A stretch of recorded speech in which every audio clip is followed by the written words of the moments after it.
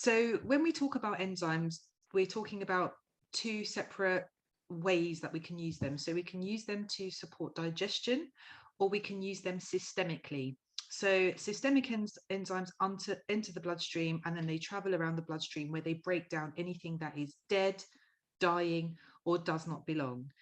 They trim and prune proteins, primarily inflammatory proteins, and they also can do things like clear away lipids from the bloodstream. They can break down scar tissue and things like that. So we're not going to talk about systemic enzymes today, but this is one. Can you see my slides moving, by the way? Because I had a situation in another webinar where people could not see me scrolling through the slides. And yes, everyone will get access to the slides and a copy of the slides after this. As long as you're on the list, you'll get a copy of the slides, Andrew.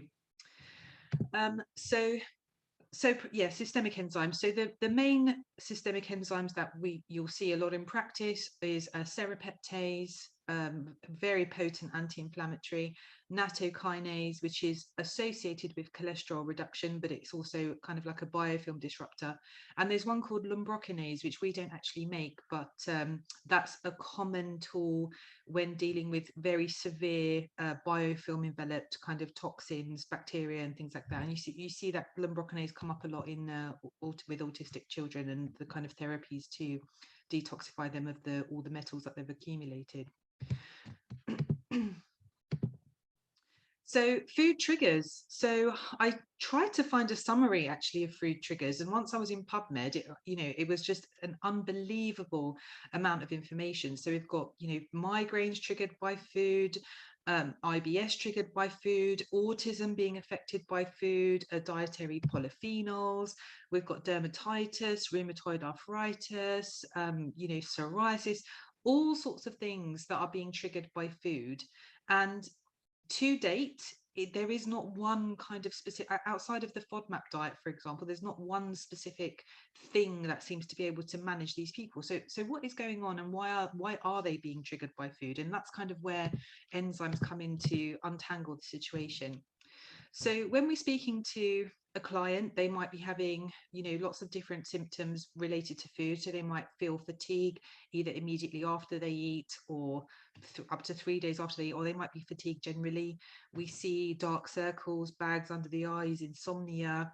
On the very severe side of food intolerance, we see the emergence of autoimmune disease, rheumatoid arthritis, autoimmune thyroid disease, celiac, things like that, rashes. We get lots of chronic infections, swelling has a lot to do with food intolerance, indigestion, IBS, leaky gut, nasal congestion, constipation or diarrhea, muscle aches, joint pain. I have a client, she's got rheumatoid arthritis, and there's certain foods that really trigger joint and muscle pain for her. She's very, very sensitive to the things in her meals. And then of course we have kind of the effects on mood by way of modulation of the microbiome.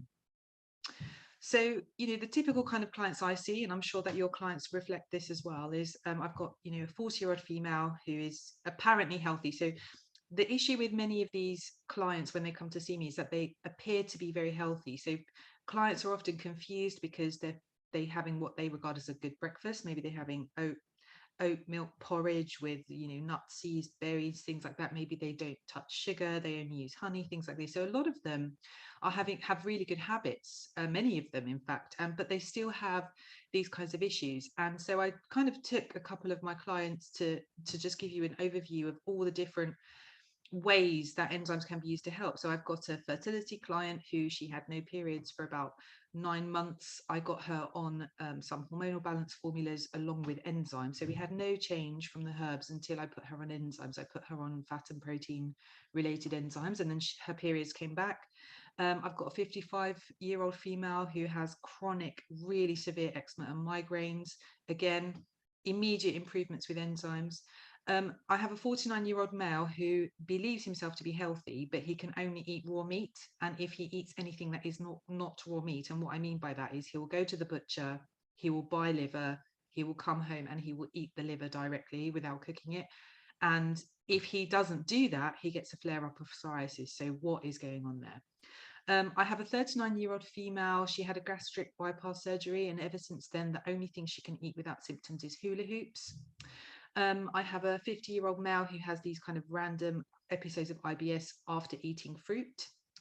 35-year-old female with a severe SIBO, very severe SIBO, and so her diet has been restricted and restricted and restricted until she's only able to eat kind of like 3 or 4 things. I have a chronic Lyme lady, a 24-year-old female with cystic acne and no periods, a 16-year-old autistic male, and a 62-year-old male with diverticulitis. And all of them have been able to expand their diet and get to a point of comfort, got rid of the SIBO, all with the assistance of enzymes. And I'm going to kind of explain why that relationship exists. So if you're using elimination diets, which is a great thing to do, very, very important aspect of getting someone better, to identify what the troublesome food groups are, you're probably using these. So we have the low FODMAP diet, biphasic, elemental. We've got the metabolic diet, specific carbohydrate diet, or we may put our client on a specific avoidance diet. So we may suspect that it's histamine, oxalates, phenols, so on and so forth that are triggering them. So we'll put them on a strict avoidance of some kind. Often this is met with, a quick decline in mood and a lot of upset. And then while we're doing that, of course, we're potentially pushing our client into some kind of nutrient deficiency, especially if they're not able to come off this diet. So the aim of the diet is to implement some kind of short-term immediate symptomatic relief, but frequently what happens is that the person is kind of stuck on a diet, or they might find that where they were a little bit sensitive to a food before, once they've been on an elimination diet, they're more sensitive than they used to be. And I see this a lot, particularly with dairy and gluten, especially where there's no allergy involved. So we could be inadvertently sensitizing our clients because we've not identified the missing link between their food reactivity and the actual part of the body that we're working on. So the reintroduction phase is a very difficult phase. Clients are nervous. I know a lot of practitioners are nervous. And of course, when somebody has been so disciplined in their diet for so long, and then they try a food and then they have a terrible reaction to it, that's really destructive, to the therapeutic relationship and also to their mood and their commitment to your program. And the thing is, a relapse is very common, that's very common. And when you integrate enzymes into that reintroduction phase, things get a lot more comfortable and a lot easier because the client now has a coping strategy to expand their diet. And of course, all of the elimination diets should be accompanied with nutrient and microbiome support. And so what is it, the mindset? What is the enzyme mindset? What is the perspective that we need to look at things? So we need to understand that foods are essentially structures. So the client might believe that they're having, a salad with some salmon. The nutritional perspective might be looking at giving the client a healthy amount of omega-3 fatty acids, proteins, so on and so forth. But as far as the body is concerned, that meal is a sequence of structures bonded together through various different types of bonds. And in order to gain those benefits from that food, the body has to successfully break it down to a sufficient enough level to release and then absorb those bonds. And so what the digestive system is trying to do is release the nutrients and the minerals and so on and so forth. So here on the right hand side of the screen, we have an example of a bond. So we have 2 glucose molecules linked together to make cellulose, and they're bonded together by what's called a glycosidic bond. That's one type of bond, and that bond will be broken down by an enzyme called amylase, which is generated in the saliva and by the pancreas. And so when we're thinking of foods and how they're structured, and particularly how the digestive system is looking at the food, we're looking at structures. And when we're using enzymes, we're helping the body to break those structures into absorbable units. So some enzymes will break one type of bond. So if this is our amino acid chain here, we might break down this particular linkage, thus releasing this amino acid and making it available. And then other enzymes will break down kind of duplicate bonds. So here we see the release of B's and C's and so on and so forth in an amino acid chain. And the same goes for kind of lipids, and the same goes for carbohydrates. And so if we just use only one enzyme, like for example, if we only use bromelain or we only use papain, we're only really addressing one type of one part of the structure. And that's why having a blended enzyme formula is much better, because you get a thorough breakdown of every single amino acid or glucose unit or did I say amino acid, lipid in that particular structure that you're looking at. So if you wanted to give these same nutrients to your client based on their dietary requirements, you might go for lots of different types of foods, and each of those foods are a structure that the digestive system needs to successfully break down in order to release those nutrients and minerals. And there are other structures in the body as well. So if we're looking at something like Candida, for example, Candida is a structure. And here is kind of like a cartoony explanation of the structure, but here is what it would look like kind of under a microscope or in a chemistry book. Bacteria are structures, and their biofilms are structures. So we do have a talk on this subject in the members area, but I'm not going to go into intestinal infections today. We're going to talk only about food triggers. So adverse reactions to foods, what are they? So we have the client sitting in front of us, and they are telling us that they are having reactions to a food. A lot of the time, the client won't know particularly what, a lot of the time it can sound very random. They might say things like, I can't eat apples, oats, or oranges. And it may appear that those foods don't have much in common. Or it could be that the intolerance reaction or the reaction to the food is appearing kind of up to 3 days after the food has been consumed. So a lot of clients are very confused, or they might not know that they're doing things that are interfering with their ability to break down the food. So when we're talking to a client who has a food reaction, we need to first of all eliminate that this reaction is due to some kind of toxin that they've been exposed to. We need to rule out that they actually are having an allergic reaction. So frequently, allergic reactions don't always have to be as severe as anaphylaxis. Some allergic reactions are not that severe, and so I would recommend that they do a kind of IgE blood test to make sure that it's not a immune-induced reaction. And then we have enzyme deficiencies, and this is where it gets really interesting, because this is where we can have a tremendously fast and effective input by using enzymes. And then of course we have to navigate all of the other things that could be going on. They might have a syndrome, they might have a motility issue, they might have an intestinal infection, and then we have the non-IgE mediated adverse reactions, which are not immune, the immune system is not involved, but they tend to be reactions to proteins. And so I just want to keep the word protein alive for a moment as we go through. So if you're suspecting toxins, of course, mycotoxin screen, scromboid poisoning, they'll know if that's happened. They'll be very, very sick, probably with the doctor in hospital. And then they might have a bacterial infection, which is, you can confirm by a stool test, or in the case of SIBO via a breath test, or you might see kind of a lot of heightened immune activity in a blood test. And again, these are all structures. So in food, a mycotoxin might look like this rotten sweet corn here. Under a microscope, it will look something like this.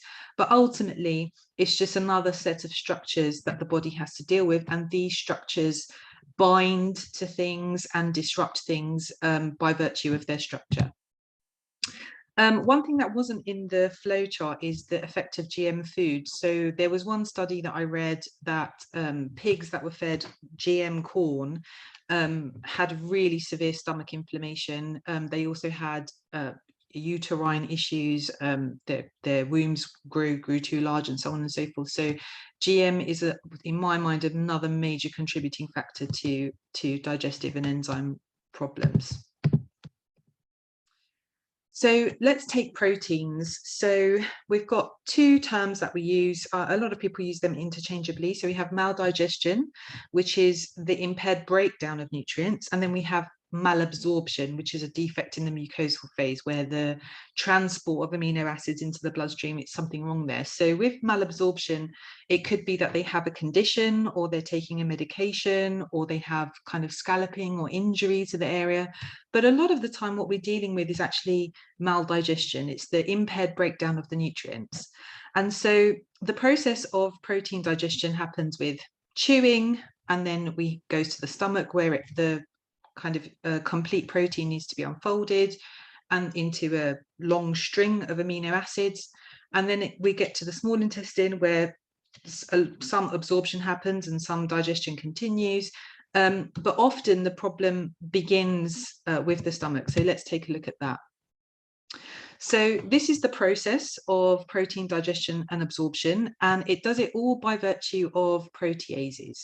And the whole aim of it is to kind of unravel an intact proteins are swallowed, and then they're unraveled by hydrochloric acid. So problem number one, if your client is reacting to a protein, we need to work on their stomach acid, either by doing things that increase stomach acid, making sure they have sufficient zinc, maybe using digestive bitters and things like that, or we could supplement with hydrochloric acid.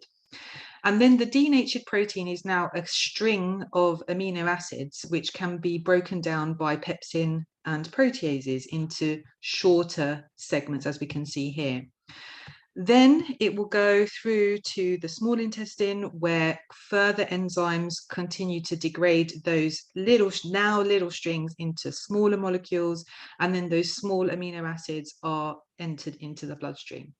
So if our client is reacting to a protein, then we need to think about the function of their hydrochloric acid, pepsin and protease enzymes, and then we need to think about what's happening in the small intestine that may be preventing absorption into the bloodstream. And a lot of the time it's because this initial process of protein degradation hasn't occurred. So what we have is a complete protein entering into the small intestine. And when we have a complete protein going into the small intestine, we get an immune response. We get either an intolerance, which is kind of like a local mast cell activation situation where we have inflammation and inflammatory molecules being synthesized. We have mast cell activation, generation of histamine, eosinophils, so on and so forth. Or we can have a total allergy, depending on the size and how the body feels about that particular protein. But when we have a fully broken down protein entering into the gastrointestinal mucosa, we don't see that happening. So it's really important to know that the beginning of intestinal inflammation is the complete proteins entering into the digestive tract. So when we're thinking about reactions to proteins, gluten is an example of a highly indigestible protein, or it could be other proteins. They could be reacting to nuts or meats or things like that. It's likely that they have low stomach acid and a low amount of protease enzymes. And low stomach acid and low protease enzymes can be caused by absolutely anything. They could be drinking a lot of coffee, they could be having alcohol, they could just be stressed, or they've had poor sleep. So it's very, very easy to trigger this sequence of events. And then after a period of time, the client will take on kind of self-soothing behaviors. They might take antacids, which further increase the issue. They might start to avoid foods, which further increase the issue. Whereas the issue is really that there's something going on at the stomach level that is not unfolding and breaking down these proteins before they reach the small intestine. So we're looking at the stomach here. So we're looking at supporting the stomach with hydrochloric acid and protease enzymes. And that's also the case, in my mind, for bacterial toxins and aflatoxins as well, because the stomach is supposed to be a sterilizing environment, that nothing is supposed to survive the environment of the stomach. So if bacteria are allowed to go in, and I see this a lot in SIBO, so we might have cleared the SIBO. So let's say we have a client with SIBO, we've cleared their SIBO, they get a relapse pretty quickly because the stomach issue and the relationship between the stomach and its bacteriostatic effects have not been appropriately fixed. And then we get kind of like the groundwork laid for malabsorption syndromes and the irritable bowel syndrome and the functional gut disorders. We get essentially leaky gut. So bad bacteria reach the area of the intestines by virtue of a failure in the bacteriostatic effect of the stomach. Why does the person have low stomach acid is an issue to solve. So what are they doing or experiencing, or what is their kind of nervous system doing to influence their stomach acid production in this way? Or is it that they're low on the critical nutrients that they need to produce stomach acid? Maybe, and zinc is a common one. And then we have the undigested food element. So there is very little kind of carbohydrate digestion that goes on in the stomach. Most carbohydrate digestion is done in the intestines. And so they're either not chewing properly, or they're swallowing too fast, or something else is going on where I would class this as proteins, intact proteins or incompletely broken down proteins are reaching this area where they begin to generate inflammation. So gluten is a classic example of this. You know, gluten, we get 4 times as much exposure to gluten as we used to. And I read one review about kind of gluten-free foods, and there's some gluten residue even in gluten-free foods, which is, if your client is a celiac, then you know this is a disaster. But for people who have a sensitivity, it's really about that good strong stomach acid and having the appropriate enzymes to break it down. And when we get the undigested gliadin, which is a component of gluten, touches the small intestine, we get a dysfunction in zonulin levels. And zonulin is a protein that opens and closes our gut barrier junctions. And so when we have when we see a lot of zonulin, high levels of zonulin in a blood test, then we know that we have, you know, really high level of intestinal permeability. And that's when the client become more sensitive. So the situation may have started with one food molecule, and because it's not been identified or handled, they begin to become sensitive to a lot of other things because this very critical area of their body is compromised. So what happens is a person, by the time they come to see a practitioner, they may have multiple intolerances that they either have or have not recognized. They may be attributing their symptoms to something else. So they might consider themselves as having IBS, or they might be taking painkillers for their migraine headaches, or they might consider that their autoimmune condition has absolutely nothing to do with their food and their diet. So they may not say that I'm having a difficulty digesting a molecule, because it takes an incredibly high level of awareness to know that the reason you're at this stage of your symptomology, that it's due to a deficiency in some part of your digestive system. So there is an enzyme that the human body produces. It's called dipeptidyl peptidase 4. We call it DPPIV.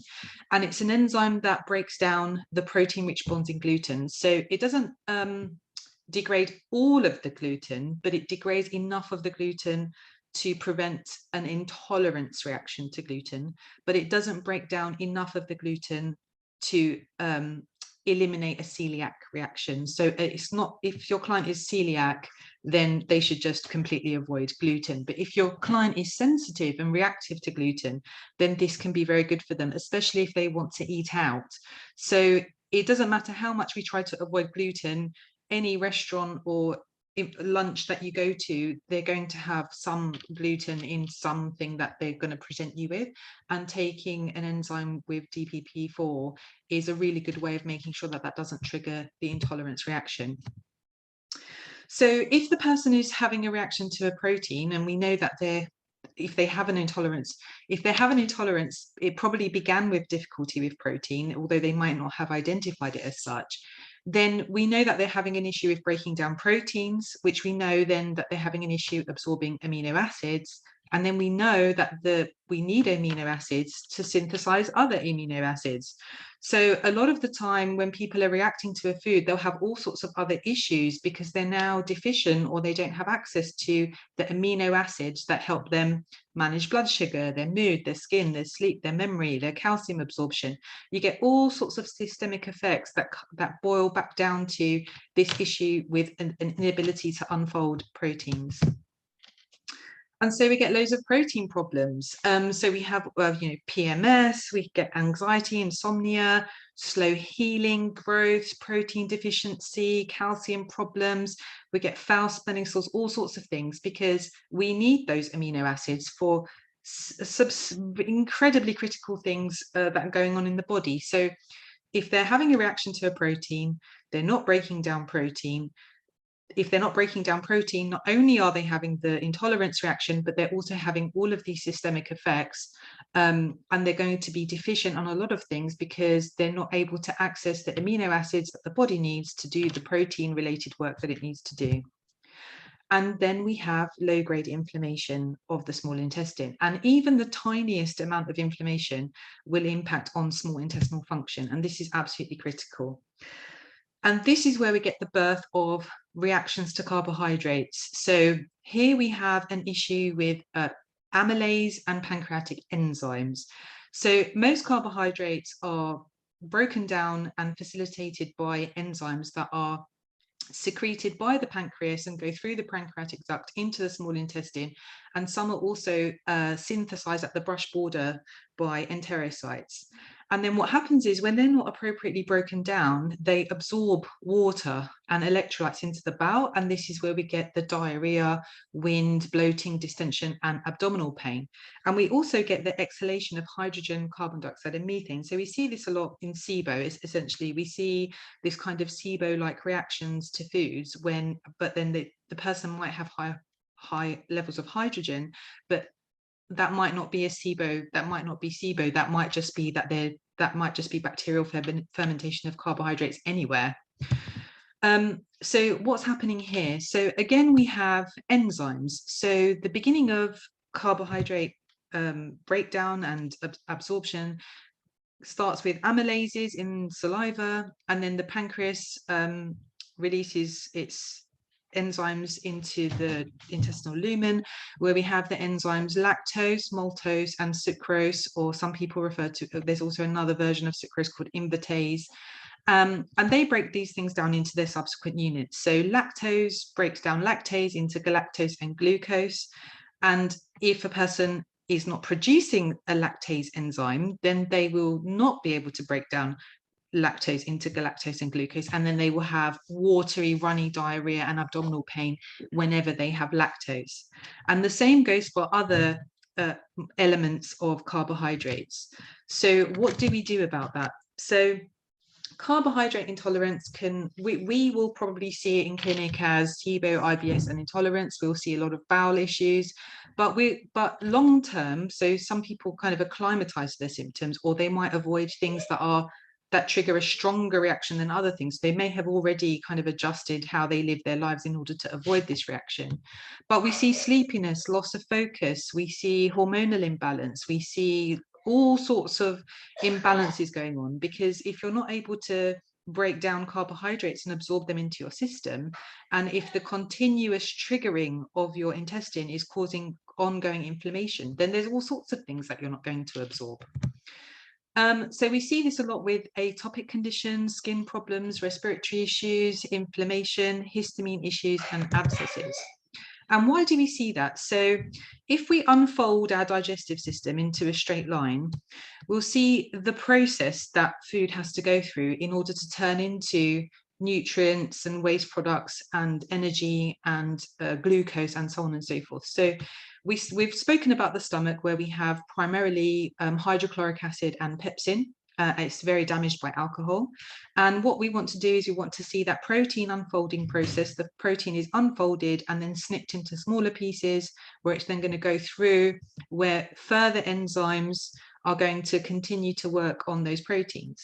And with carbohydrates, all of the action kind of begins to happen after we swallow. So we have amylase that breaks down starch, trypsin for protein, and lipase for fat. And then further down, we have the carbohydrate-related enzymes, maltase, sucrase, and lactase, to break down the remaining disaccharides into monosaccharides. And then we have peptidase, which breaks down dipeptides into more amino acids. And when there is a problem here, so when there is inflammation, and when there is a disruption or bacterial infection or candida, we see a major disturbance in the production of these enzymes. And so if the enzymes are not there to break down the food molecules, then the food molecules will draw in water, inflame the lining of the intestine, and also impact all of the minerals that are associated with those particular food groups. So then we get nutrient deficiency. So a person may not know that they're having, let's say, a problem with breaking down fat, but they may be chronically vitamin D deficient. Or a person may not know that they have a problem with protein, but they may be chronically iron deficient. So there's all these little kind of relationships between what we eat, the enzymes that we need to break them down, and then if that enzyme is missing, what happens? So it's what I just described basically. So when we have inflammation, we have a complete disruption of this system. We stop being able to produce enzymes, and we stop being able to absorb those end units of the process of digestion. So we stop being able to absorb thiamine, riboflavin, folic acid, protein, fat-soluble vitamins, zinc, manganese. We stop being able to absorb them. And so that's why with a food intolerance, you'll get the gastrointestinal, sometimes you'll get the gastrointestinal symptoms, but you'll also get the deficiency symptoms alongside them.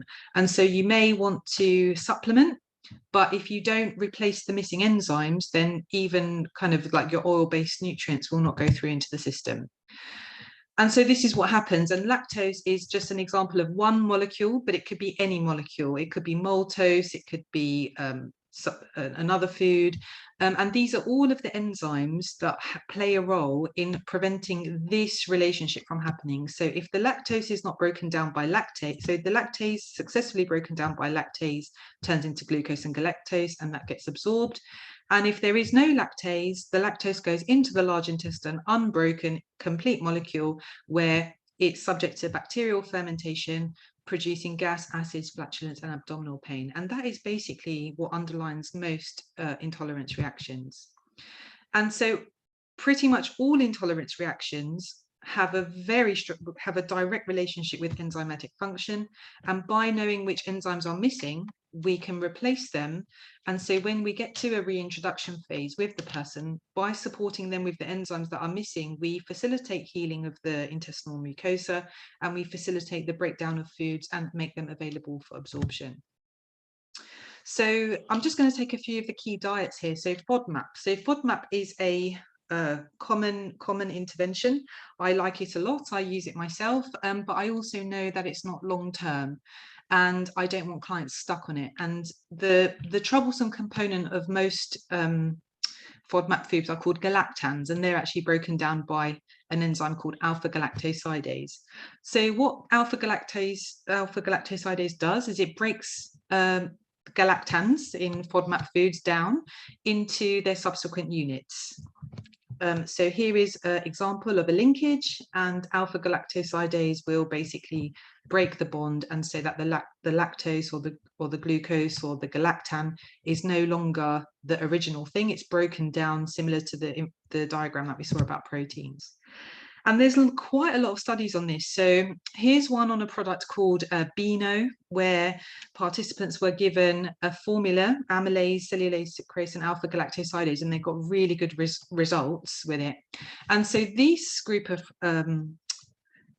clinicians or researchers took alpha-galactosidase only and tested it, and they didn't find and what they did is they gave 8 drops of alpha-galactosidase solution, which I don't know what that means, and then they measured the results. And when data was analysed, there was significantly less flatulence after a high FODMAP and high fibre diet than in the control group.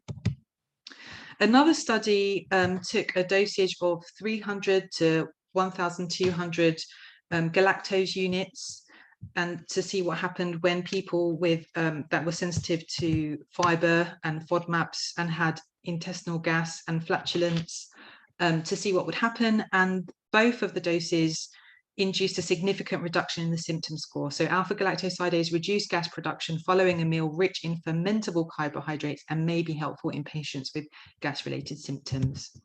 And here we have a smaller amount. So there's another study on 300 galactosidic units, and oral alpha-galactosidase taken with high GOS foods provides a clinically significant reduction in symptoms in GOS-sensitive individuals with IBS. And this is just one enzyme. This is just only alpha-galactosidase. So there's multiple trials that show alpha-galactosidase substantially reduces sensitivity reactions to FODMAP foods. And it does so by replacing what our body is not able to produce, probably due to inflammation. So if you have clients that are on FODMAP foods, then using an enzyme with alpha-galactosidase is a good idea.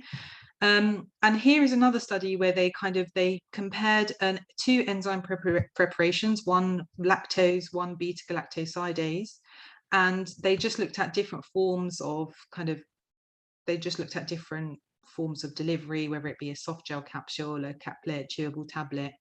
And all enzyme preparations dramatically reduce the peak and total breath hydrogen production when fed with milk containing 20 grams of lactose. So if a person is lactose intolerant, it's because they're not producing lactase. When you replace the lactase, you see a reduction in symptoms. And this is essentially why we blend enzymes. So in our supplements, and this is like kind of 3 of our best-selling products here, we have the amylase enzymes, protease enzymes, the gluten enzymes, alpha-galactosidase, much higher dose here than what's in the studies, lactase, maltase. And there's also, we've got in there other enzymes that are also specific to different carbohydrates.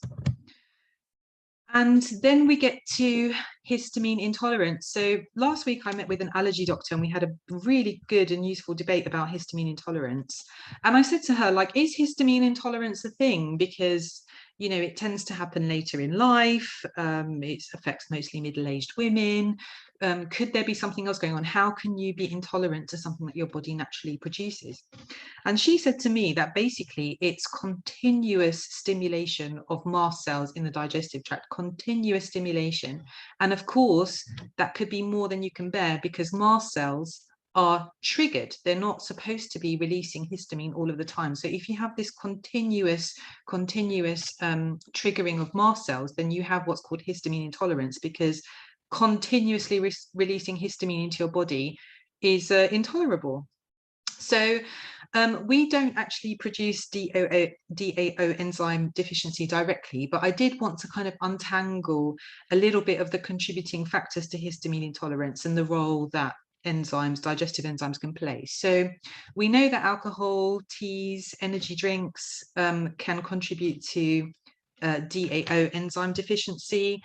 Any kind of interference, any kind of inflammation or infection in the gut will, of course, contribute to the continuous production of histamine. So histamine intolerance is probably quite an advanced level of intestinal upset. There seems to be a link between some nutrient deficiencies. There might be a genetic influence, and there are also medications that block DAO enzyme, and there are also medications that liberate histamine. So when I looked into like the natural production support, there seems to be a lot of evidence around the benefits of omega-9 fatty acids, better protein digestion, these nutrients, and also a gut healing program. And I had a look at this, and I had a look at sources of this. So good sources of omega-3 fatty acids, we've got olive oil, hazelnut, macadamia nuts. And I don't know what you see, but I see a need to be able to digest fat and protein. We have a need for protein, B6, B12, and iron, and we have sources of these. And for me, that looks like we need to be supporting stomach acid and supplementing with protease enzymes. We have copper deficiency, again, lots and lots of protein there, and the same with zinc. And so I was like, could it be that these people that are suffering with histamine intolerance, could it be that they have a long-term deficiency in their ability to digest proteins? And could it be those things that have contributed to a deficiency in these nutrients and an inability to resolve the histamine itself? So lipids. So lipid reactions, a client will tell you that they're in my experience, the number one sign that a person is having an issue with lipids is that they'll be having heartburn. Hormonal imbalance, 100% linked to issues with lipids. And the thing with lipids is a lot of people don't know that they're not able to digest lipids. Like, it's not something that has an immediate symptom. Usually long term, they'll just develop things. So they'll have gallstones, they might have high cholesterol, high blood pressure, they may have bloating, some nausea, headaches. But for me, the number one signal of protein and lipid issues is hormonal imbalance. And that's because we need to be able to digest lipids via lipase. So when we eat fats, we need linguinal lipase, gastric lipase, and pancreatic lipase. So basically we have a need for this enzyme called lipase in order to absorb fat-soluble nutrients A, D, E, and K, healthy vision, skin, the beneficial oils. But we also need this process to be successful so that we can absorb cholesterol, which we need to produce estrogen, testosterone, progesterone, and the active form of vitamin D. We also need to be able to digest lipids in order to maintain cell membranes, reduce inflammation, protect nerve cells. It's really, really important. But it will be quite a while before the person is throwing up these symptoms. So by the time they have a hormonal imbalance that they're noticing, they're probably not been absorbing lipids for a while, and they're probably not digesting lipids for a while. And it all kind of revolves around this digestive enzyme called lipase.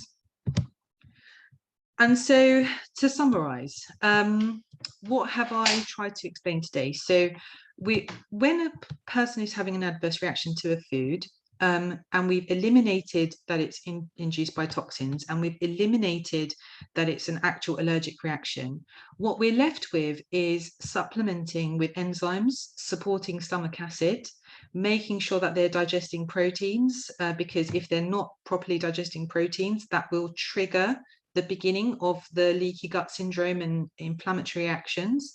And we need to make sure that they're able to digest fats while we look at other contributing factors such as motility, GI disorders, and any nervous system involvement that may be contributing.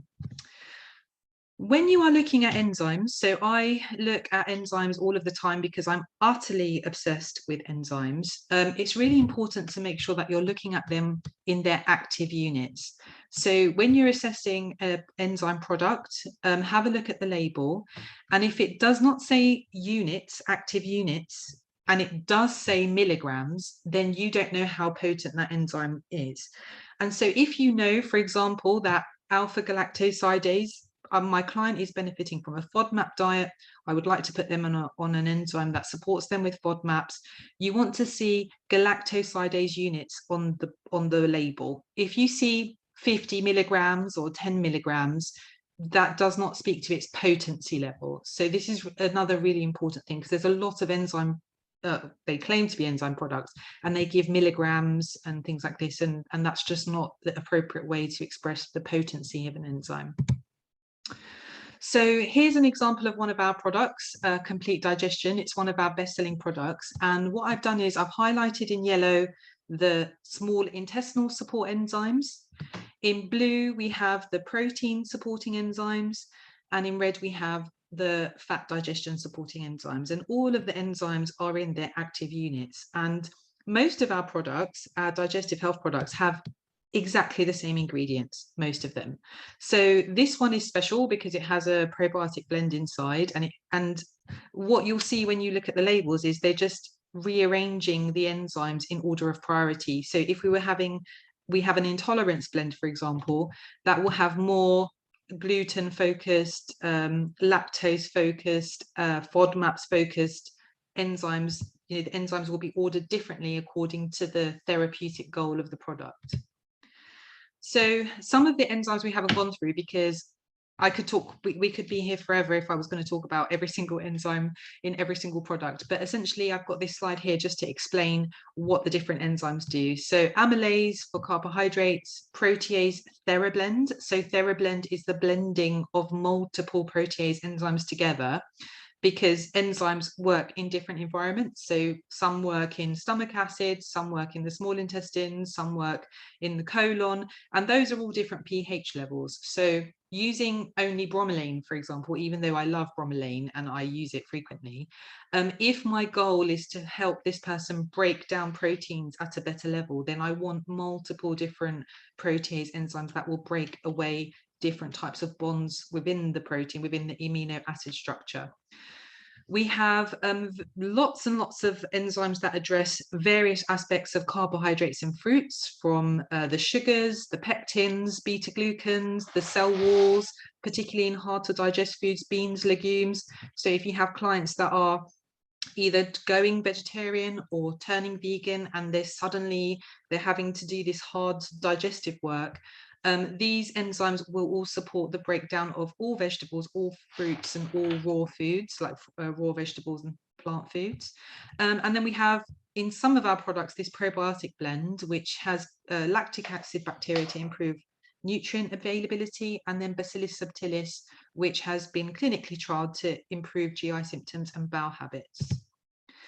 So here are our 3 best-selling products and the ones most relevant to trigger foods. And as I said, they have similar ingredients, but in different order of priority. So in our intolerance complex, we lead with gluten, phenols. So xylanase is one for phenols, salicylates, things like that. Protein, because we know that incomplete proteins are a major contributor to intestinal inflammation. Carbohydrates. There's the FODMAPs at a significantly higher potency than any of the trials that we've looked at. Lactase for lactose, pectinase, maltase, aspects of fruits and vegetables, glucoamylase for cell walls, a little bit of lipase, cellulase, invertase, and hemulase, which are all focused on difficult to digest carbohydrates and fibers. Then we have a critical digestion. I think this one is our top seller. So this is for extra strength meal digestion.